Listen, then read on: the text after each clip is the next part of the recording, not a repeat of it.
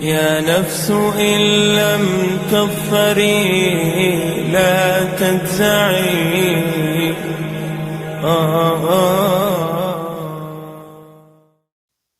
أعوذ بالله من الشيطان الرجيم. بسم الله الرحمن الرحيم. فلما قضينا عليه الموت ما دلهم على موته إلا دابة الأرض تأكل من سأته فلما خر تبينت الجن أن لو كانوا يعلمون الغيب ما لبثوا في العذاب المهين. لقد كان لسبإ في مسكنهم آية جنتان عن يمين وشمال كلوا من رزق ربكم واشكروا له بلدة طيبة ورب غفور. فأعرضوا فأرسلنا عليهم سيل العرم وبدلناهم بجنتيهم جنتين ذواتي أكل خمط وأثل وشيء من سدر قليل ذلك جزيناهم بما كفروا وهل نجازي إلا الكفور. الحمد لله رب العالمين والعاقبة للمتقين ولا عدوان إلا على الظالمين ونصلي ونسلم على أشرف الأنبياء والمرسلين وعلى آله وصحبه أجمعين أما بعد. بارك الله لنا في القرآن الكريم. സൂറത്ത് സബയിലെ 14, 15, 16, 17 ആയത്തുകൾ. സബ ഗോത്രത്തിന്റെ ചരിത്രം ഈ 4 ആയത്തുകളിൽ അള്ളാഹു സുബ്ഹാനഹു വ തആല പറഞ്ഞു പോവാൻ. സബകാരെ അള്ളാഹു നശിപ്പിച്ചതും ആരാണ് സബകാര്, അവർക്ക് അള്ളാഹു കൊടുത്ത അനുഗ്രഹങ്ങളും ഒക്കെ ഈ ആയത്തുകളിൽ റബ്ബ് എന്ന് പറഞ്ഞു തരുന്നു. നമുക്കറിയാം, ഇതിലുള്ള ഈ ഓതിയ 4 ആയത്തുകളിലും പുതിയ പുതിയ പദങ്ങൾ ഒരുപാടുണ്ട്. പാരായണം കുറെ നമ്മൾ ശ്രദ്ധിക്കാനുമുണ്ട്. ഫലമ്മാ ഖദൈന അലൈഹിൽ മൗത മാ ദല്ലഹും അലാ മൗതിഹി ഇല്ലാ ദാബത്തുൽ അർളി തഅകുലു മിൻ സഅത. അവിടെ വസിലിന്റെ വസില് ആന്റെ ഒരു സിലയാണ് അവിടെ ഉള്ളത്. ചേർത്ത് ഓതലാണ് ഉത്തമം. പക്ഷെ ചേർത്ത് ഓതുമ്പോ ശബ്ദം ചിലപ്പോൾ എന്ത് ചെയ്യും, ശ്വാസം കിട്ടാതൊക്കെ ആവും. പക്ഷെ അവിടെ നിർത്തുകയാണെങ്കിൽ മിൻസ അത്ത എന്ന് പറഞ്ഞിട്ട് നിർത്തും. മിൻസ അത്തഹു എന്ന് പറഞ്ഞിട്ട് എന്ത് ചെയ്യരുത്, വഖഫ് ചെയ്യരുത്. പിന്നെ അതിന് മുന്നിലുള്ള ദാബത്ത് അല്ലെ, മദ്ദുണ്ട്, ദാബത്തുൽ അർള്. പിന്നെ ഫലമ്മ ഖറ തബയ്യനത്തിൽ ജിന്നു അൻ ലൗ കാനൂ യഅലമൂനൽ ഗൈബ മാ ലബിസൂ ഫിൽ അദാബിൽ മുഹീൻ. അവിടെ ഒരു വഖഫിന്റെ അടയാളമൊന്നുമില്ല, ഒറ്റ രീതിയിൽ തന്നെയാണ് ഓതാനുള്ളത്. അക്ഷരങ്ങൾ ശ്രദ്ധിക്കണം എന്നുള്ളൂ. ഇനി അടുത്തത് ലഖദ് കാന ലിസബഇൻ ഫീ മസ്കനിഹിം ആയ. വഖഫ് ആണെങ്കിൽ ആയത്തുൻ എന്ന് പറഞ്ഞിട്ട് എന്ത് ചെയ്യരുത്, നിർച്ചരുത്. ചേർത്ത് ഓടുന്നെങ്കിൽ എന്ത് ചെയ്യുക, നമുക്ക് ആ തെൻവീനെ ചേർത്ത് ആയത്തുൻ ജന്നതാനി എന്ന് പറഞ്ഞോതാ. നേരെ മറിച്ച് നിർത്തുകയാണെങ്കിൽ ആയ ജന്നതാനി അൻ യമീനിൻ വശിമാൽ കുലൂ മിർ റിസ്ഖിൽ. കുലൂ മിർ റിസ്ഖ്, റായിലേക്ക് അതിനെ ഇദ്ഗാം ചെയ്യാം. മിൻ റിസ്ഖില്ല, മിർ റിസ്ഖിൽ റബ്ബിക്കും. കുലൂ മിർ റിസ്ഖി റബ്ബിക്കും വഷ്കുറൂ ലഹ്. നിർത്തുകയാണെങ്കിൽ ലഹു എന്ന് പറഞ്ഞിട്ട് എന്ത് ചെയ്യരുത്, വഖഫ് ചെയ്യരുത്. എന്ന് പറഞ്ഞ് വഖഫ് ചെയ്യാം. എന്നിട്ട് ബൽദത്തുൻ തയ്യിബത്തുൻ തയ്യിബ് തൻവീനെ വാവിലേക്ക് ചേർക്കുക. ബൽദത്തുൻ തയ്യിബത്തുൻ വറബ്ബുൻ ഗഫൂർ. വറബ്ബുൻ എന്ന് പറയില്ല, വറബ്ബുൻ കഴിഞ്ഞതിന് ശേഷം ഇൽഹാറിന്റെ അക്ഷരം ഗൈനാൻ. വറബ്ബുൻ ഗഫൂർ, വറബ്ബുൻ ഗഫൂർ. പക്ഷെ തയ്യിബത്തുൻ ഉള്ളടത്ത് തയ്യിബത്തുൻ അല്ല, തയ്യിബത്തുൻ വറബ്ബുൻ ഗഫൂർ അല്ലേ. ബൽദത്തുൻ തയ്യിബത്തുൻ വറബ്ബുൻ ഗഫൂർ. ഫഅഅറദൂ ഫഅർസൽനാ അലൈഹിം സൈലൽ അരിം. ഐനാണ്, റാഇന് കസ്റയാണ്.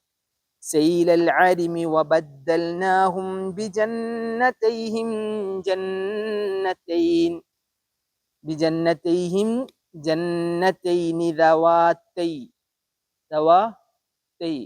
കാരണം രണ്ടെണ്ണം എന്നുള്ള അർത്ഥം ദവാത്ത അഫ്നാൻ സൂറത്ത് ഇതിൽ ഓതിണ്ടാവും, നമ്മള് റഹ്മാനിൽ ഓതിണ്ടാവും. അതേപോലെ ഇവിടെ ദവാത്തൈ ഉക്കുലിൻ ഹംതിൻ, ഉക്കുലിൻ എന്നുള്ളത് ലാമിന് തെൻവീനാണ്, അതിന് ശേഷം വരുന്നത് ഇൽഹാറിന്റെ ഒരു അക്ഷര ഹ, അവിടെ മണിക്കല്ല. ഉക്കുലിൻ ഹംതിൻ ഹംതിൻ വ അസ്ലിൻ സ ഉള്ളിലുള്ള സ ഹംതിൻ വ അസ്ലിൻ, അസ്ലിൻ എന്നല്ല, അസ്ലിൻ എന്നതിന്റെ ശേഷം വാവ് ഉണ്ടല്ലോ, അസ്ലിൻ വ ഷൈഇൻ മിൻ, മീമിലേക്ക് ഇദ്ഗാം, ഷൈഇൻ മിൻ സിദ്രിൻ ഖലീൽ, സിദ്രിൻ ഖലീൽ, സിദ് ദാല് ഖുതുബുജ്ജദ്ദിന്റെ അക്ഷര ഖൽഖല മുഴങ്ങാണ്, സിദ്രിൻ ഖലീൽ. ذلك جزيناهم بما كفروا وهل نجازي إلا الكفور. നുജാസി എന്നുള്ളതിന്റെ അവിടെ ഒരു മദ്ദാണ് അല്ലെ, കാരണം മറ്റേ ഹംസ വരുന്നതുകൊണ്ട് നുജാസി ഇല്ലൽ കഫൂർ. ചിലയിടത്ത് നുജാസിയ എന്ന ഖിറാഅത്ത് വന്നിട്ടുണ്ട്, പക്ഷെ ഇവിടെ നുജാസി എന്നാണ് നമ്മളെ ഹഫ്സിൽ അതിനെ പാരായണം ചെയ്തത്. ഏതായാലും പുതിയ ചില പദങ്ങളും അതുപോലെ തന്നെ നമ്മൾ പാരായണത്തിൽ ശ്രദ്ധിക്കേണ്ട ചില കാര്യങ്ങൾ വളരെ പെട്ടെന്ന് ഓടിച്ചു പോയി എന്നുള്ളൂ. 4 ആഴ്ചകൾ നമുക്ക് അതിന്റെ പാരായണം തന്നെ ശരിയാക്കണമെങ്കിൽ 1 മണിക്കൂറൊക്കെ ഇരുന്ന് കഴിഞ്ഞാൽ നമുക്ക് ശരിയാക്കാനുള്ള ഭാഗങ്ങൾ അതിലുണ്ട് എന്ന് ഒന്ന് സൂചിപ്പിച്ചു എന്ന് മാത്രം. അള്ളാഹു ഖുർആൻ പാരായണത്തിലെ തെറ്റുകളും കുറ്റങ്ങളും ഒക്കെ പരിഹരിച്ച് നല്ല രീതിയിൽ അതിനെ പാരായണം ചെയ്യാനുള്ള തൗഫീക്ക് നൽകി അനുഗ്രഹിക്കുമാറാവട്ടെ. ഖുർആൻ പഠനം എന്ന് പറയുന്നത് പാരായണം ശുദ്ധി വരുത്തുകയും അതോടൊപ്പം തന്നെ അതിന്റെ ആശയങ്ങളും അർത്ഥങ്ങളും പഠിക്കലാൻ അള്ളാഹു ഖുർആൻ പഠിതാക്കൾക്ക് നൽകുന്ന എല്ലാ സൗഭാഗ്യവും മരണം വരെ നമ്മളിൽ നിലനിർത്തിരുമാറാവട്ടെ. മരണാനന്തര ജീവിതത്തിലും അള്ളാഹു നമുക്ക് നൽകി അനുഗ്രഹിക്കട്ടെ. ഇവിടെ ഇത് കഴിഞ്ഞ ആഴ്ചയിൽ നമ്മൾ ഇരുന്നപ്പോൾ പറഞ്ഞത് സുലൈമാൻ നബി അലൈഹി സ്വലാത്തു വസ്സലാമക്ക് അള്ളാഹു കൊടുത്ത അനുഗ്രഹങ്ങളെ സംബന്ധിച്ചാണ്. സുലൈമാൻ നബിക്ക് മാത്രമല്ല, അതിന് മുന്നേ ദാവൂദ് നബിക്ക് കൊടുത്ത് പറഞ്ഞു. ദാവൂദ് നബിക്ക് അള്ളാഹ് കൊടുത്ത അനുഗ്രഹം പറഞ്ഞു, സുലൈമാൻ നബിക്ക് അള്ളാഹ് കൊടുത്ത മുഅ്ജിസത്തുകൾ എടുത്തു പറഞ്ഞു. അതിൽ അവസാനം നമ്മൾ പറഞ്ഞു വെച്ചത് സുലൈമാൻ നബിക്ക് വേണ്ടി ജിന്നുകൾ ജോലി ചെയ്യാറുണ്ടായിരുന്നു എന്നാണ്. ജിന്നുകൾ പല ടൈപ്പുള്ള ജിന്നുകളുണ്ട് അല്ലെ, ചിറകുകളൊക്കെ വിരിക്കുന്ന ജിന്നുകളെ സംബന്ധിച്ച് ചില ഹദീസുകളിൽ പരാമർശിക്കപ്പെട്ടത് കാണാം. അല്ലാതെ തന്നെ ചില നായയുടെ രൂപത്തിലും സർപ്പങ്ങളുടെ രൂപത്തിലും ഇഴഞ്ഞു പോകുന്ന ജിന്നുകളെ സംബന്ധിച്ച് പറഞ്ഞതൊക്കെ പരാമർശിക്കപ്പെട്ടത് കാണാം. ഏതായാലും മനുഷ്യനെ സംബന്ധിച്ചിടത്തോളം ജിന്ന് എന്ന് പറയുന്നത് എന്താണ്? അവൻക്ക് കാണാൻ സാധിക്കാത്ത, അവൻക്ക് തൊട്ടറിഞ്ഞോ സ്പർശനം കൊണ്ടോ ഒന്നും അവൻക്ക് അനുഭവിച്ചറിയാൻ കഴിയാത്ത അദൃശ്യ ലോകത്താണ് മനുഷ്യനെ സംബന്ധിച്ചിടത്തോളം ജിന്നുകൾ ഉള്ളത്. അതാണ് അള്ളാഹു സുബ്ഹാനഹു തആല ഇബ്ലീസിനെയും ഇബ്ലീസിന്റെ കൂട്ടാളികളെയും സംബന്ധിച്ച് പറഞ്ഞു, ഇന്നഹു യറാക്കും ഹുവ വഖബീലുഹു മിൻ ഹൈസു ലാ തറൗനഹും. അവനും അവന്റെ അനുയായികളും നിങ്ങളെ കാണും, പക്ഷെ നിങ്ങൾക്ക് അവരെ കാണാൻ സാധ്യമാവുകയില്ല. നിങ്ങൾ കാണാത്ത രൂപത്തിൽ അവർ നിങ്ങളെ കാണുന്നു എന്ന് പറയുന്നു. പക്ഷേ ഈ വസ്വാസികൾ അതുപോലെ തന്നെ മറ്റുള്ള ദുർമന്ത്രങ്ങൾ, തിന്മകളിലേക്ക് നമ്മളെ കൊണ്ടുപോകുന്നത്, ഇത്തരത്തിലുള്ള എല്ലാവിധ ഫിത്നകളും ഒരു മനുഷ്യന് അനുഭവിക്കാൻ കഴിയും. അതുകൊണ്ടാണ് സൂറത്ത് ഇതിലാണ് ഖന്നാസ്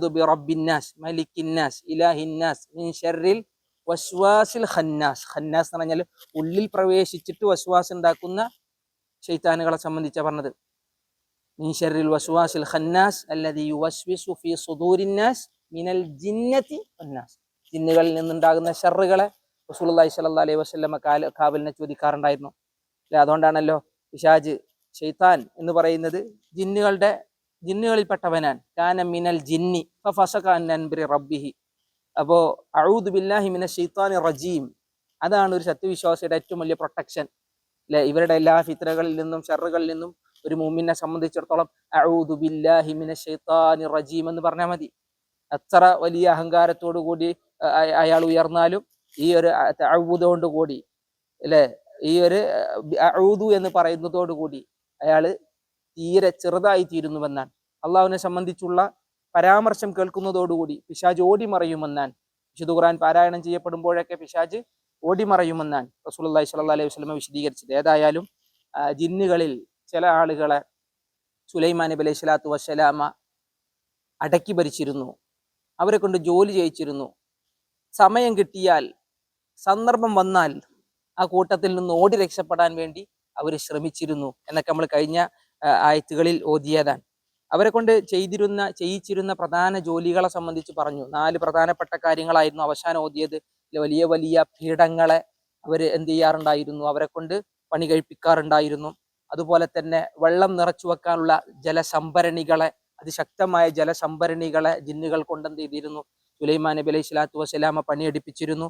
അതോടൊപ്പം തന്നെ ഭക്ഷണം പാകം ചെയ്യാൻ പറ്റുന്ന വലിയ വലിയ കിതറുകൾ, പാത്രങ്ങൾ ഒക്കെ നിലയുറപ്പിക്കുന്ന രീതിയിൽ, എങ്ങോട്ടും കൊണ്ടുപോകാൻ പറ്റാത്ത രീതിയിൽ അതേ സ്ഥലത്ത് കൊട്ടാര മുറ്റങ്ങളിൽ അതിനെന്ത് ചെയ്യാറുണ്ടായിരുന്നു, സ്ഥാപിക്കാറുണ്ടായിരുന്നു. അതേപോലെ ഇങ്ങനെ ഓരോ അനുഗ്രഹങ്ങളെ എടുത്തു പറഞ്ഞു. ഇത് റബ്ബ് പറഞ്ഞ കാര്യമാണ്, ദാവൂദിന്റെ കുടുംബമേ നിങ്ങൾ അള്ളാഹുവിന് എന്ത് ചെയ്യണം, ശുക്ർ ചെയ്യണം. എത്ര അനുഗ്രഹം കിട്ടിയാലും നമ്മൾ ചെയ്യേണ്ട ബാധ്യത നന്ദി കാണിക്കലാണ്. ദാവൂദ് നബിക്ക് അള്ളാഹു അത്രമാത്രം അനുഗ്രഹങ്ങൾ കൊടുത്തു എന്നാണ്. അധികാരമുണ്ടായിരുന്നു, സമ്പത്തുമുണ്ടായിരുന്നു. ഇതിന് അനന്തരം എടുത്തവനാണ് സുലൈമാൻ നബി അലൈഹി സ്വലാത്തു വസ്സലാം. അധികാരവും എന്ത് ചെയ്തു, അനന്തരമായി കിട്ടി. അതുപോലെ തന്നെ സുഖലോലുപതയും സമ്പത്തും എന്ത് ചെയ്തു, സുലൈമാൻ നബി അലൈഹി സ്വലാത്തു വസ്സലാമക്ക് അനന്തരമായി കിട്ടിയെന്നാണ്. സുലൈമാൻ നബി അലൈഹി സ്വലാത്തു വസ്സലാമയോട് ഉമ്മ സുലൈമാൻ നബി ഉപദേശിക്കാറുണ്ടായിരുന്നു എന്ന് പറഞ്ഞു, മകനെ, നീ രാത്രിയിലുള്ള സമയങ്ങൾ മുഴുവനും കിടന്നുറങ്ങരുത്. നീ രാത്രി മുഴുവൻ കിടന്നുറങ്ങിയാൽ നാളെ പരലോകത്ത് നീ ഫക്കീറായി തീരുമെന്നാണ്. പൈസ ഇല്ലാത്തവൻ എന്നല്ല, അല്ലെ, അമലില്ലാത്തവനായി തീരുമെന്നാണ്. അതുകൊണ്ട് തന്നെ ദാവൂദ് നബി അലൈഹി സ്വലാത്തു വസ്സലാം അള്ളാഹുവിന്റെ ദാസരിൽ ഏറ്റവും കൂടുതൽ നന്ദിയുള്ള ഒരു ദാസനായിരുന്നുവെന്ന് റസൂലുള്ളാഹി സ്വല്ലല്ലാഹു അലൈഹി വസല്ലം ഒരിക്കൽ പറഞ്ഞു. നബി പറഞ്ഞു, അള്ളാഹുവിന് നന്ദി ചെയ്യുന്ന ദാസരിൽ ഒരാളാണ് ദാവൂദ് നബി അലൈഹി സ്വലാത്തു വസ്സലാം. ഇവിടെ കഴിഞ്ഞ ആഴ്ച നമ്മൾ നിർത്തിയ അവസാനത്തെ വാക്കതാണ് വഖലീലും മിൻ ഇബാദിയ ശക്കൂർ. എൻ്റെ ഇബാദുകളിൽ നന്ദിയുള്ളവർ വളരെ കുറച്ചാണ്. നബി സല്ലല്ലാഹു അലൈഹി വസല്ലമ രാത്രി നിന്ന് നമസ്കരിച്ചപ്പോൾ നബി സല്ലല്ലാഹു അലൈഹി വസല്ലമ മറുപടി കൊടുത്തത് അഫല അൻ അകൂന അബ്ദൻ ശക്കൂറ. കാല് മുഴുവൻ നീര് കെട്ടി പൊട്ടിയൊലിച്ചപ്പോഴും നബിയെ, മുൻകഴിഞ്ഞ പാപങ്ങൾ പൊറുക്കപ്പെട്ടതല്ലേ, വരാനിരിക്കുന്നതും പൊറുക്കപ്പെട്ടതല്ലേ, ഇനിയും ഇങ്ങനെ കഷ്ടപ്പെടണോ, അമല് ചെയ്യണോ എന്ന് വെച്ചപ്പോൾ റസൂലുള്ളാഹി പറഞ്ഞതാണ്, ഞാൻ നന്ദിയുള്ള ഒരു അടിമയായി തീരാനെന്നാണ്. അത്തരം നന്ദിയുള്ള അടിമകൾ വളരെ കുറച്ചാണെന്ന് അള്ളാഹു സുബ്ഹാനഹു വ തആല പറഞ്ഞത്. അള്ളാഹു അത്തരം നല്ല അടിമകളിൽ നമ്മൾ ഉൾപ്പെടുത്തട്ടെ. പക്ഷേ ദാവൂദ് നബി അലൈഹി സ്വലാത്തു വസ്സലാം നല്ലൊരു അടിമയാണ്, നന്ദിയുള്ളവനാണ് എന്നുള്ളതിനെ സംബന്ധിച്ച് റസൂലുള്ളാഹി ഇങ്ങനെ വിശദീകരിച്ച ഹദീസുകൾ കാണാം. ഒരിക്കൽ റസൂലുള്ളാഹി പറഞ്ഞു, നന്ദി, ദാവൂദ് നബി അലൈഹി സ്വലാത്തു വസ്സലാമയുടെ നന്ദി നമ്മുടെ ജീവിതത്തിൽ നമുക്കുണ്ടാകും. 3 കാര്യം ശ്രദ്ധിച്ചാൽ മതി എന്നാണ്. മുഅ്മിനീങ്ങളായ നബി സല്ലല്ലാഹു അലൈഹി വസല്ലമയുടെ അനുയായികളായ സത്യവിശ്വാസികൾക്ക് റസൂലുള്ളാഹി സന്തോഷവാർത്ത പറയാണ്. 3 കാര്യം ജീവിതത്തിൽ ശ്രദ്ധിച്ചാൽ ദാവൂദ് നബി ചെയ്ത നന്ദി അതിന് തുല്യമാണെന്ന്. ദാവൂദ് നബി അലൈഹി സ്വലാത്തു വസ്സലാം ചെയ്ത നന്ദി വിശാലമാണ്. കാരണം അത്രമാത്രം അനുഗ്രഹങ്ങൾ അത് കൊടുത്തിട്ടുണ്ട്. അവ 3 കാര്യങ്ങൾ ഏതാണ് റസൂലുള്ളാഹി വിശദീകരിച്ചാണ്. 1, അൽ അദ്ലു ഫിർ റിളാ വൽ ഗളബ്. ദേഷ്യം വരുമ്പോഴും തൃപ്തി വരുമ്പോഴും നീതി പാലിക്കാൻ കഴിയുക എന്ന് പറയുന്നത് നല്ലൊരു ക്വാളിറ്റിയാണ്, നമുക്ക് ഉണ്ടാവണം എന്നാണ്. ദേഷ്യം വരുന്ന സമയത്ത് ചിലപ്പോൾ നീതി പാലിക്കാൻ കഴിഞ്ഞോളന്നില്ല. മറ്റുള്ളവന്റെ അവകാശത്തെ ചിലപ്പോൾ നമ്മൾ എന്ത് ചെയ്യും, തകർത്ത് കളയും. രണ്ടാമതായി റസൂലുള്ളാഹി സ്വല്ലല്ലാഹു അലൈഹി വസല്ലം പറഞ്ഞു, ദാരിദ്ര്യം വരുമ്പോഴും സമ്പത്ത് വരുമ്പോഴും മിതത്വം പാലിക്കുക.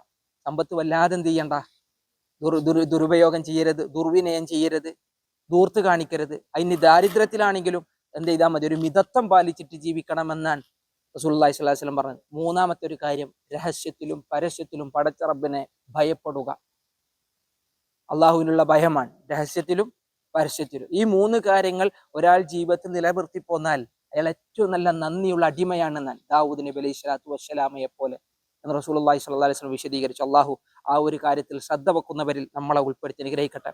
ഒരിക്കൽ അബ്ദുല്ലാഹി ബിൻ ഉമർ അള്ളാഹു പറയാണ്, ദാവൂദ് നബി അലൈഹി സ്വലാത്തു വസ്സലാമിന്റെ നമസ്കാരമാണ് അള്ളാഹുവിന് ഏറ്റവും ഇഷ്ടമെന്നാണ്. കാരണം ദാവൂദ് നബി അലൈഹി സ്വലാത്തു വസ്സലാമ രാത്രിയുടെ പകുതി ഭാഗം കിടന്നുറങ്ങും. രാത്രിയുടെ പകുതി ഭാഗം കിടന്നുറങ്ങുക മാത്രമല്ല, എന്നിട്ട് അതിലെ 3-1 ഭാഗം അദ്ദേഹം എണീറ്റ് നമസ്കരിക്കും. ബാക്കിയുള്ള 6-1 ഭാഗം അദ്ദേഹം വീണ്ടും കിടന്നുറങ്ങുമെന്നാണ്. അതായത് രാത്രിയിൽ ചില ഭാഗങ്ങളിൽ എണീറ്റ് നമസ്കരിക്കുന്ന ഒരു സ്വഭാവം ദാവൂദ് നബി അലൈഹി സ്വലാത്തു വസ്സലാമൊക്കെ ഉണ്ടായിരുന്നു. സുന്നത്ത് നമസ്കാരങ്ങളിൽ അള്ളാഹുവിന് ഏറ്റവും പ്രിയം അല്പസമയത്തെ നമസ്കാരമാണ് എന്ന് ഒരിക്കൽ റസൂലുള്ളാഹി വിശദീകരിച്ചതാണ്. രണ്ടാമത്, സുന്നത്തായ നോമ്പുകളിൽ അള്ളാഹ്ക്ക് ഏറ്റവും ഇഷ്ടം ദാവൂദ് നബിയുടെ നോമ്പായിരുന്നു എന്ന് പറഞ്ഞു. ഒരു ദിവസം നോമ്പ് നോൽക്കും, അടുത്ത ദിവസം നോമ്പ് നോൽക്കാതിരിക്കും. ഈ ഒരു രീതി ദാവൂദ് നബി അലൈഹി സ്വലാത്തു സ്വീകരിച്ചിരുന്നതാണ്.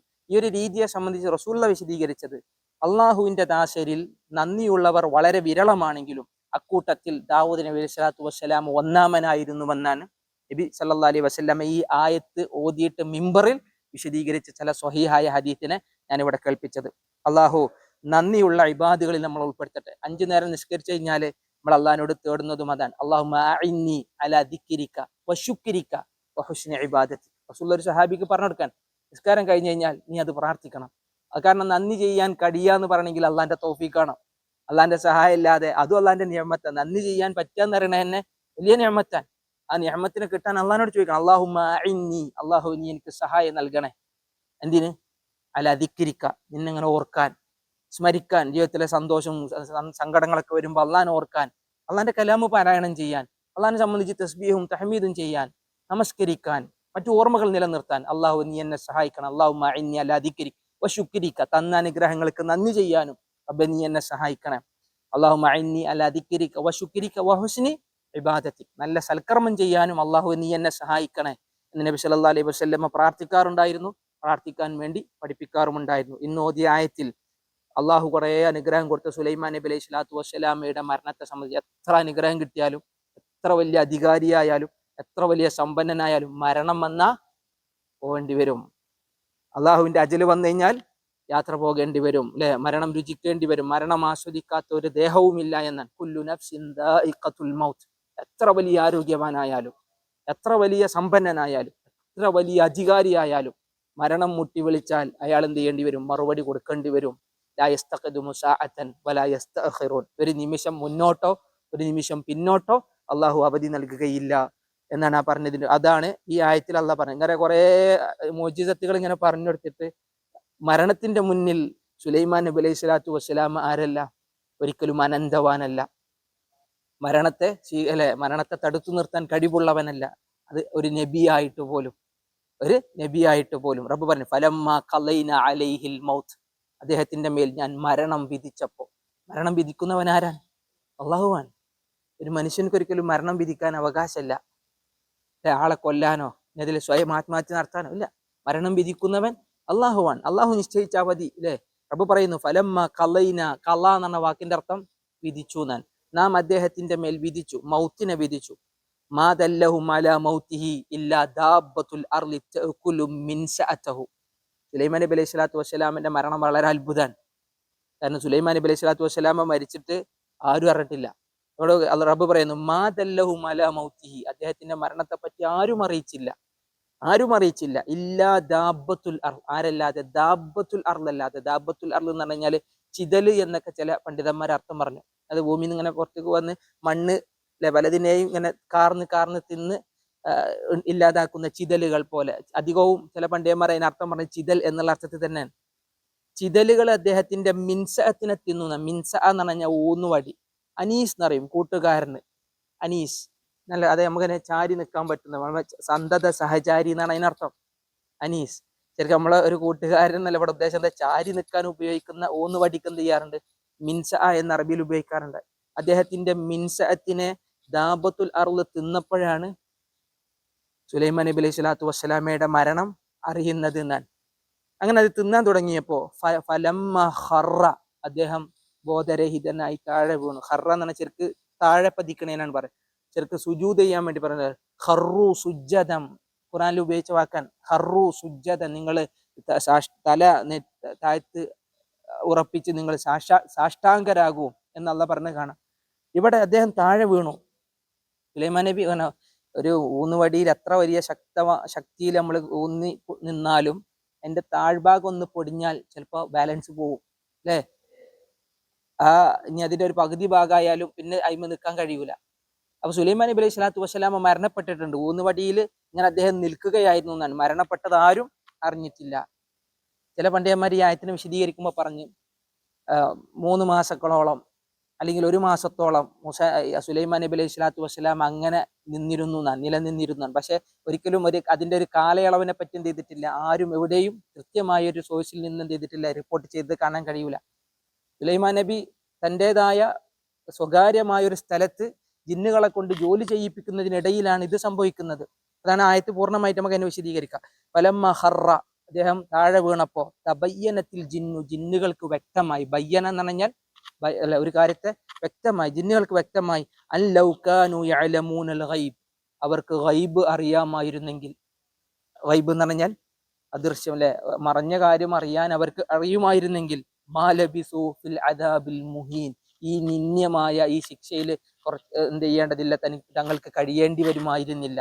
അതായത് സുലൈമാൻ നബിയുടെ കൽപ്പന പ്രകാരം, ആജ്ഞപ്രകാരം ജോലി എടുക്കുകയാണ്, ഓലെ ഇഷ്ടത്തിലൊന്നല്ല. നമ്മൾ മുമ്പ് പറഞ്ഞില്ലേ, മുന്നത്തെ ആയത്തില് നമ്മളതിന് വിശദീകരിക്കും, മിൻഹും അൻ അംരിനാ നുദിഖുഹു മിൻ അദാബിസ് സഈർ. 12-ാമത്തെ ആയത്തിൽ പറഞ്ഞു, ജിന്നുകൾക്ക് ജോലി ഇങ്ങനെ ഏൽപ്പിച്ചു കൊടുത്തപ്പോൾ അവരിൽ പലരും ഇതിൽ നിന്ന് തെന്നിമാറാൻ ശ്രമിച്ചവരാൻ, അല്ലെ, സമയം കിട്ടിയാൽ ഓടി രക്ഷപ്പെടാൻ ശ്രമിച്ചവരാൻ. പക്ഷെ ആരെങ്കിലും ഓടി മറഞ്ഞാൽ ഞാൻ അവനെ ശിക്ഷിപ്പിക്കും എന്നാണ് ആരുടെ, സുലൈമാൻ നബി അലൈഹി സ്വലാത്തു വസ്സലാം. അതിശക്തമായ ശിക്ഷ ഞാൻ അവനക്ക് നൽകുമെന്നാണ് സുലൈമാൻ നബി പറഞ്ഞത്. അപ്പൊ ഇവര് പറയാണ്, സുലൈമാൻ നബിയുടെ മരണമെങ്ങാനും ഞങ്ങൾ അറിഞ്ഞിരുന്നെങ്കിൽ ഈ ഒരു ഇടങ്ങാറ് പിടിച്ച പണി ഞങ്ങൾക്ക് ചെയ്യേണ്ടി വരില്ലായിരുന്നു എന്നാണ് അവർ പറഞ്ഞത്. അതാണ് അദാബുൽ മുഹീൻ എന്ന് പറഞ്ഞാൽ നിന്ദ്യമായ ഈ ഒരു ശിക്ഷ ഞങ്ങളിൽ ഞങ്ങൾക്ക് കഴിയേണ്ടി വരില്ലായിരുന്നു. ലബിസ എന്നുള്ള വാക്കിന്റെ അർത്ഥം കഴിച്ചു കൂട്ടിനാണ്. മാ ലബിസു ഫിൽ അദാബിൽ മുഹീൻ, വളരെ മുഹീനായ, നിന്ദ്യമായ, ഹീനമായ ഈ ശിക്ഷയിൽ ഞങ്ങൾ കഴിയേണ്ടി വരില്ലായിരുന്നു എന്നാണ് ആര് പറഞ്ഞത്? ജിന്നുകൾ പറഞ്ഞത്. ജിന്നുകൾക്ക് അന്നൊരു വിശ്വാസം ഉണ്ടായിരുന്നു, എല്ലാ അദൃശ്യവും ഞങ്ങൾക്കറിയാം, ഞങ്ങൾ ഗൈബ് അറിയുന്നവരാൻ എന്ന് അഹങ്കാരം പറഞ്ഞവരായിരുന്നു ജിന്ന് സമൂഹം. മനുഷ്യന്മാരെ സംബന്ധിച്ചിടത്തോളം മനുഷ്യന്മാർക്ക് കാണാത്തക്കാർക്ക് കാണാമായിരുന്നു, ജിന്നുകൾക്ക് കാണാമായിരുന്നു. പക്ഷേ സുലൈമാൻ നബി അലൈഹി സ്വലാത്തു വസ്സലാമയുടെ മരണം പോലും അവർക്ക് എന്ത് ചെയ്യാൻ പറ്റിയില്ല, അറിയാൻ കഴിഞ്ഞില്ല. ചില പണ്ഡിതന്മാർ പറഞ്ഞു, ഒരു ദിവസമാണ് സുലൈമാൻ നബി അലൈഹി സ്വലാത്തു വസ്സലാം ഊന്നുവടിയിൽ നിന്നതെങ്കിൽ പോലും അതിനെ നമുക്ക് എന്ത് ചെയ്യാൻ പറ്റും, നിഷേധിക്കാൻ പറ്റും. കാരണം ചിലപ്പോഴൊക്കെ ചില നിമിഷങ്ങൾ മതി ഒരു ചിതലുകൾ വന്നെന്ത് ചെയ്യാൻ, മരങ്ങളെ കാർന്നു തിന്നു തുടങ്ങാൻ. അപ്പോൾ അതിന്റെ ഒരു അടിഭാഗത്ത് നിന്ന് ചിതലുകൾ തിന്നുന്നത് മുതൽ എന്ത് ചെയ്തിട്ടുണ്ടാകണം, സുലൈമാൻ നബി അലൈഹി സ്വലാത്തു വസ്സലാമയുടെ ഊന്നുവടിയിലുള്ള ശക്തി നഷ്ടപ്പെടുകയും താഴെ വീഴുകയും ചെയ്തതാകാം എന്നാണ് എന്ത് ചെയ്തത് ഭൂരിഭാഗം മുഫസ്സിറുകളും അതിനെപ്പറ്റി വിശദീകരിച്ചത്. അതാണ് ഏത് സ്ഥലത്ത് വെച്ചാണോ, ഇനി എപ്രകാരമാണോ, ഏത് ദിവസമാണോ എന്നൊന്നും എന്ത് ചെയ്തിട്ടില്ല ആയത്തിലോ, ഇനി അതല്ലെങ്കിൽ കൃത്യമായി നബി സല്ലല്ലാഹു അലൈഹി വസല്ലമയുടെ ഹദീസുകളിലോ ഒന്നും കടന്നു വന്നിട്ടില്ല. പക്ഷെ അതൊരു ആയത്താണ്, ഒരു ദൃഷ്ടാന്തമാണ്. സുലൈമാൻ നബി അലൈഹി സ്വലാത്തു വസ്സലാമ ജിന്നുകളെ കൊണ്ട് ജോലി ചെയ്യിക്കുന്നതിനിടയിൽ ഊന്നുവടിയിൽ നിന്ന് ചിതലുകൾ അതിനെ തിന്നതോടുകൂടി താഴെ വീണപ്പോഴാണ് സുലൈമാൻ നബി അലൈഹി സ്വലാത്തു വസ്സലാമയുടെ മരണം ലോകമറിയുന്നത് എന്നാണ് എല്ലാവിധ മുഫസ്സിറുകളും പ്രമുഖരായ അഹ്ലുസുന്നത്തി വൽ ജമാഅത്തിന്റെ മുഫസ്സിറുകളൊക്കെ രേഖപ്പെടുത്തിയത്. ഈ ഒരു ആയത്തിൽ ഏറ്റവും വലിയ പാഠം എന്ന് പറഞ്ഞത്, നുബുവത്തുണ്ടായാലും സമ്പത്തുണ്ടായാലും ഇനി അതെല്ലാം അധികാരം തന്നെ കടന്നു വന്നാലും മരണം അത് ആരെയും എന്ത് ചെയ്യുന്നില്ല, ആരിൽ നിന്നും അത് ഒഴിഞ്ഞു പോകുന്നതല്ല, മരണം വരുമെന്നും എന്നാണ് അള്ളാഹു സുബ്ഹാനഹു വ തആല ഓർമ്മിപ്പിച്ചത്. മാത്രമല്ല സുലൈമാൻ നബി അലൈഹി സ്വലാത്തു വസ്സലാമക്ക് ജിന്നുകളുമായി ഉണ്ടായിരുന്ന ബന്ധത്തെയും ഈ ആയത്തുകൾ ഓർമ്മിപ്പിക്കുന്നു. ഇനി ഇവിടുന്ന് അങ്ങോട്ട് നമ്മൾ ഓതിയ ആയത്ത്, ഈ സൂറത്തിന് സബ് എന്ന് പേര് വരാനുള്ള കാരണം അള്ളാഹു വിശദീകരിക്കുന്ന ആ ഒരു സംഭവത്തെ സംബന്ധിച്ചാണ്. ഇൻഷാ അല്ലാഹ് അതിലെ 3 ആയത്തുകൾ നമ്മൾ പാരായണം ചെയ്തു. വളരെ പെട്ടെന്ന് അതിന്റെ അർത്ഥം പറഞ്ഞു പോകാം. ലഖദ് കാന ലി സബഇൻ ഫി മസ്കനിഹിം ആയ, അവർക്ക് ഉണ്ടായിരുന്നു, ലഖദ് കാന ലി സബഇൻ ഫി മസ്കനിഹിം ആയ, സബ ഗോത്രം അവരുടെ മസ്കനിൽ വല്ലാത്തൊരു ദൃഷ്ടാന്തമുണ്ട്. മക്കക്കാരോട് പറഞ്ഞു കൊടുക്കാൻ, മക്കക്കാർക്ക് സബ ഗോത്രത്തിന്റെ താമസ സ്ഥലങ്ങളിൽ വലിയ ദൃഷ്ടാന്തമുണ്ട്. എന്താ മസ്കൻ എന്ന വാക്കിന്റെ അർത്ഥം? വീട് എന്ന് പറയും, ഹോസ്റ്റൽ എന്ന് പറയും, താമസ സ്ഥലം എന്ന് പറയും, താമസിക്കുന്ന പ്രദേശം എന്നൊക്കെ എന്ത് ചെയ്യാറുണ്ട്, അല്ലെ, സക്കീനത്തോടു കൂടി താമസിക്കുന്ന, സമാധാനത്തോടെ ശാന്തിയോടുകൂടി കിടന്നുറങ്ങാനുള്ള സ്ഥലമാണ് വീട്, മസ്കൻ. ഇവിടെ മസ്കൻ, സക്കന അല്ലെ, താമസിച്ചു എന്നറിയും, സാക്കിൻ താമസിക്കുന്നവൻ എന്നൊക്കെ ഉപയോഗിക്കാറുണ്ട്. സബ ഗോത്രത്തിന്റെ താമസയിടങ്ങൾ ഒരു ദൃഷ്ടാന്തമാണ്. എവിടെ സബ ഗോത്രം താമസിച്ചിരുന്നത്? നമ്മൾ ഇതിനു മുന്നുള്ള ഒരു സൂറത്ത് നംലിൽ അള്ളാഹു സബ ഗോത്രത്തിനെ സംബന്ധിച്ച് പറയുന്നുണ്ട്. അത് സുലൈമാൻ നബിയുമായി ബന്ധപ്പെട്ടതാണ്. ബിൽക്കീസ് എന്ന രാജ്ഞി സുലൈമാൻ നബി അലൈഹി സ്വലാത്തു വസ്സലാമയുമായി ബന്ധപ്പെട്ടിട്ടുള്ള ആ ഒരു സിംഹാസനം കൊണ്ടുവന്നതും ഞൊടിയിടയിൽ കണ്ണിമച്ചിമുന്ന വേഗതയിൽ ജിന്ന് അതിനെ കൊണ്ടുവരാമെന്ന് പറഞ്ഞതും ഒക്കെ എന്ത് ചെയ്തിട്ട് നമ്മൾ സൂറത്ത് നംലിൽ ഒരു പക്ഷേ വായിച്ചു പോയിട്ടുണ്ടാകും. സബ എന്ന ഗോത്രം എന്ന രാജ്യക്കാർ താമസിച്ചിരുന്നത് യമൻ പ്രദേശത്താണ്. യമൻ ജസീറത്തുൽ അറബിന്റെ ഏകദേശം കടലോര പ്രദേശങ്ങളായിരുന്നു യമൻ എന്ന് പറയുന്ന രാജ്യം, അല്ലെ, അറബിക്കടലിനോടും അതോടൊപ്പം തന്നെ ചെങ്കടലിനോടും ഒക്കെ ചേർന്ന് നിൽക്കുന്ന ഒരു രാജ്യം. അവിടെയുള്ള ഇപ്പൊ സബ എന്ന് പറഞ്ഞു കഴിഞ്ഞാൽ തന്നെ അതൊരു പണ്ട് അവിടെ ഉണ്ടായിരുന്ന ഏറ്റവും പൗരാണികമായ ഒരു കുടുംബമായിരുന്നു കഹ്താനികൾ. ശരിക്കും അറബികളുടെ ചരിത്രം പറയുകയാണെങ്കിൽ കഹ്താനികളെ സംബന്ധിച്ച് ഇങ്ങനെ കുറെ വായിക്കാൻ നമുക്ക് കഴിയും. അറബി ഭാഷയുടെ പിതാവ് എന്ന പേരിൽ അറിയപ്പെട്ടത് യഅരിബ് ഇബ്നു ഖഹ്താൻ എന്ന ഒരാളാണ്. യഅരിബ് ഇബ്നു ഖഹ്താൻ. യഅരിബ് എന്നുള്ള ആ പേരിൽ നിന്നാണല്ലോ അറബി എന്ന പേര് ഉണ്ടായത് എന്നൊക്കെ ചരിത്രകാരന്മാർ പറയുന്നു. ഏതായാലും ഖഹ്താനികൾ എന്ന് പറയുന്നത് വളരെ പൗരാണികമായ ഒരു കുടുംബം. ആ ഖഹ്താനിയുടെ പൗത്രനായിരുന്നു, അഥവാ മകന്റെ മകനാണ് ആര്? ശബ എന്ന് പറഞ്ഞ ഒരു രാജാവ്. ശബ ഒരു വ്യക്തിയുടെ പേരായിരുന്നു. അയാൾ ആ നാടിനെ ഭരിച്ചിരുന്നു എന്ന് മാത്രമല്ല, അവിടെയുള്ള ആളുകൾക്ക് മുഴുവൻ നന്മകൾ നൽകിയിരുന്നു എന്ന് മാത്രമല്ല, പിൽക്കാലത്ത് അദ്ദേഹത്തിന്റെ പേരിൽ എന്ത് ചെയ്തു? ആ നാട് അറിയപ്പെട്ടു. ശബ രാജ്യം, അല്ലെങ്കിൽ ശബ കൗമു ശബ എന്നുള്ള പേരിലൊക്കെ എന്ത് ചെയ്തു? ആ നാട് അറിയപ്പെട്ടു എന്നാണ്. ഏതായാലും ശബ അവിടെ ഉണ്ടായിരുന്ന രാജവംശം, രാജാക്കന്മാർ മുഴുവൻ അറിയപ്പെട്ടിരുന്ന മറ്റൊരു പേര് തുബ്ബ എന്ന പേരിലാണ്. തുബ്ബ അല്ലെ, തുബ്ബ രാജാക്കന്മാർ. ഏതുപോലെ ഇപ്പൊ നമ്മള് ഈജിപ്തിലെ രാജാക്കന്മാർക്ക് പറയും ഫിറഔൻ, ഫറോവ എന്ന്. അബീസീനിയയിലെ രാജാക്കന്മാർക്ക് പറയും നജ്ജാഷി എന്ന്. അതേപോലെ തന്നെ കിസ്റ, കൈസർ അല്ലെ, റോമിന്റെയും പേർഷ്യയുടെയും ഒക്കെ രാജാക്കന്മാർക്ക് പറയും. എന്നാൽ അന്നത്തെ കാലഘട്ടത്തിൽ ശബ ഗോത്രത്തിൽ ഉണ്ടായിരുന്ന അധിക രാജാക്കന്മാർ, രാജവംശത്തിന്റെ പേരാണെന്ത്? തുബ്ബ, കൗമു തുബ്ബ. ഖുർആനിൽ വന്നു തുബ്ബയിൽ നല്ല വിശ്വാസികളും ഉണ്ട്, അവിശ്വാസികളും ഉണ്ടായിരുന്നു എന്നാണ്. അതിൽ ചരിത്രം അല്ലാതെ അങ്ങോട്ട് വിശദീകരിച്ച് ഞാൻ പോകുന്നില്ല. ഈ ഒരു ആയത്തും കൂടി പറഞ്ഞിട്ട് നമുക്ക് അവിടെ അവസാനിപ്പിക്കാം. ബാക്കി ഇൻഷാ അല്ലാഹ് അടുത്ത ക്ലാസ്സിൽ അതിനെ സംബന്ധിച്ച് പറയാം. തുബ്ബ അഥവാ യമൻ പ്രദേശങ്ങളിലായിരുന്നു ശബ ഗോത്രം താമസിച്ചു പോന്നിരുന്നത്. യമൻ എന്ന് പറഞ്ഞു കഴിഞ്ഞാൽ സമ്പുഷ്ടിയുടെ രാജ്യമാണ്. റസൂലുള്ളാഹി സ്വല്ലല്ലാഹു അലൈഹി വസല്ലമ പിൽക്കാലത്ത് അല്ലെ യമനു വേണ്ടി പ്രാർത്ഥിച്ചതൊക്കെ ഹദീസുകളിൽ കാണാം. യുംന് എന്ന് പറഞ്ഞാൽ തന്നെ സമൃദ്ധി എന്നാണ് അർത്ഥം. യമൻ എന്ന് പറഞ്ഞാൽ സമ്പൽ സമൃദ്ധിയുടെ നാട്. ഇന്നിപ്പോ അല്ലെ ആളുകൾ മുഴുവൻ അക്രമങ്ങളും കൊള്ളരുതായ്മകളും കാരണം പല സമൃദ്ധിയുടെ രാജ്യങ്ങളും എന്താണ്? പട്ടിണിയിലും പരിവട്ടങ്ങളിലുമാണ്. അള്ളാഹു ഇസ്ലാമിക രാജ്യങ്ങൾക്ക് എല്ലാവിധ ഇസ്സത്തും മടക്കി കൊടുക്കട്ടെ. അല്ലെ, അതിന്റെ ശത്രുക്കൾക്ക് അവരുടെ എല്ലാവിധ കുതന്ത്രങ്ങളെയും അള്ളാഹു നശിപ്പിച്ച് കളയുമാറാവട്ടെ. ഇവിടെ റബ്ബ് പറയുന്ന അവരുടെ താമസ സ്ഥലം തന്നെ മഹാത്ഭുതമാണ്. ആയത്താൻ സബകളുടെ എന്താണ് ആയത്ത്? ജന്നത്താനി അൻ യമീനിൻ വശിമാൽ. ജന്നത്താനി അൻ യമീനിൻ വശിമാൽ. ശബ ഗോത്രം താമസിക്കുന്ന താമസ സ്ഥലങ്ങളുടെ വലതുഭാഗത്തും ഇടതുഭാഗത്തും 2 തോട്ടങ്ങളാണ്. അല്ല, സമൃദ്ധിയാണ്. അവർക്ക് പട്ടിണിയില്ല. തോന്നുന്ന ഫലങ്ങളും കായ്കനികളും അവർക്ക് യഥേഷ്ടം കഴിക്കാൻ പറ്റുന്ന തോട്ടങ്ങൾ അള്ളാഹു അവർക്ക് കൊടുത്തു. അത് ആരുടെ കാലത്ത്? ഈ പറഞ്ഞ ഖഹ്താനികളുടെ കാലം മുതലുണ്ട് എന്നാണ് ചില ചരിത്രകാരന്മാർ പറഞ്ഞത്. തുബ്ബയുടെ കാലങ്ങളിലൊക്കെ അത് ഉണ്ട് എന്നാണ്. കുലൂ മിർ റിസ്ഖി റബ്ബിക്കും വഷ്കുറൂ ലഹു. കുലൂ മിർ റിസ്ഖി റബ്ബിക്കും, റബ്ബ് പറയുന്നു, റബ്ബ് തന്ന ഈ തോട്ടങ്ങളിൽ നിന്ന്, റബ്ബിന്റെ റിസ്കിൽ നിന്ന് നിങ്ങൾ എന്ത് ചെയ്യുക? നന്നായി ഭക്ഷിക്കുക. അല്ലെ, കുലൂ, നിങ്ങൾ തിന്നു, ഭക്ഷിക്കൂ. അള്ളാന്റെ കൽപ്പന തന്നെ ഭയങ്കര ആവേശം. തിന്നു. ഒരു ഡോക്ടർ പറയാണ് തിന്നരുത് എന്ന് പറഞ്ഞാൽ എത്ര സങ്കടം വരും. ചില കാര്യങ്ങൾ അസുഖം വരുമ്പോൾ ചില ഡോക്ടർമാർ എഴുതി തരും, ഇന്ന ഭക്ഷണം പാടില്ല, ഇന്ന. വലിയൊരു പ്രശ്നമാണ് അല്ലെ, അതൊരു പരീക്ഷണാണ്. പക്ഷെ റബ്ബ് സുബ്ഹാനഹു തആല തന്റെ അടിയാറുകൾക്ക് പറയണം, ദുനിയാവിൽ അള്ളാഹ് തന്ന റിസ്കുകളെ നിങ്ങൾ എന്ത് ചെയ്യുക? ഭക്ഷിക്കുക. നിഅമത്താണ് തിന്നാൻ കഴിയാന്ന് പറയുന്നത് തന്നെ. ബിസ്മിൻ ചൊല്ലി അള്ളാന്റെ പേരും പറഞ്ഞ് അതിനെ തിന്നു തുടങ്ങണമെന്നാണ്. വഷ്കുറു ലഹു, തിന്നാൻ മാത്രം പോരാ, അള്ളാഹു തന്ന അനുഗ്രഹങ്ങൾക്ക് നന്ദി കാണിക്കുകയും വേണം. അല്ലെ, ആ തന്ന റിസ്കിന് നന്ദി കാണിക്കണം. റബ്ബ് പറയാണ്, അങ്ങനെ തിന്നാനും തോന്നുമ്പോൾ ഭക്ഷിക്കാനും വിശപ്പടക്കാനും പറ്റുന്ന നാടുണ്ടോ? ബൽദത്തുൻ തയ്യിബ, അത് നല്ലൊരു രാജ്യമാണ്, നല്ലൊരു നാടാണ്. വറബ്ബുൻ ഗഫൂർ, തിന്മകൾ പൊറുക്കുന്ന ഒരു റബ്ബുണ്ടെങ്കിൽ എത്ര വലിയ അനുഗ്രഹമാണ്. ആയത്തിന്റെ ഗാംഭീര്യത ഭയങ്കരാണ്.